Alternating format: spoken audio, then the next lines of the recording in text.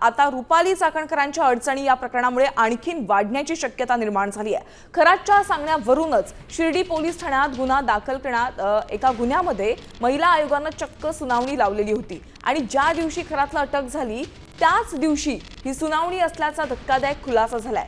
एसआयटीकडे तपास वर्ग झालेला असतानाही आयोगाने पोलिसांना नोटीस बजावली आहे आणि या हस्तक्षेपामुळे आता महिला आयोगाच्या तत्कालीन भूमिकेवर गंभीर प्रश्नचिन्ह उपस्थित होतोय। या संदर्भात आपण थेट प्रतिनिधी आमचे अभिजित सोनावणे यांच्याकडून अधिकचे अपडेट जाणून घेऊयात। अभिजित, नेमकं काय प्रकरण आहे, थोडं सविस्तरपणे सांगा।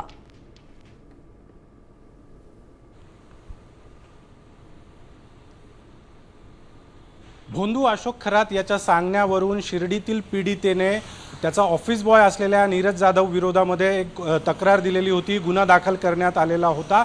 साधारणपणे फेब्रुवारी महिन्यामध्ये हा गुन्हा दाखल करण्यात आलेला होता आणि त्यानंतर 5 मार्चला महिला आयोगाकडून शिर्डी पोलिसांना एक पत्र देण्यात आलेलं होतं की जो गुन्हा दाखल करण्यात आलेला आहे त्या गुन्ह्याचा सखोल तपास केला जावा,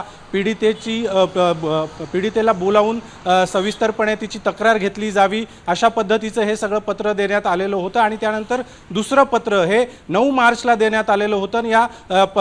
या पत्रामध्ये शिर्डी पोलिसांना नोटीस बजावण्यात आलेली होती की जो गुन्हा या सगळ्या संदर्भामध्ये दाखल झालेला आहे त्याची 17 मार्चला सकाळी महिला आयोगाच्या कार्यालयामध्ये सुनावणी असणार आहे, तो तपास तुम्ही करत आहात। त्यामुळे शिर्डी पोलीस ठाण्याचे पोलीस निरीक्षक आणि तपास अधिकारी यांनी या सुनावणीसाठी हजर राहावं अशा पद्धतीची ही नोटीस महिला आयोगाकडून शिर्डी पोलिसांना देण्यात आलेली होती। एकूणच आपण जर बघितलं तर घडामोडीमुळे आता सध्या महिला आयोगाच्या तत्कालीन भूमिकेवर गंभीर प्रश्नचिन्ह उपस्थित होत आहेत।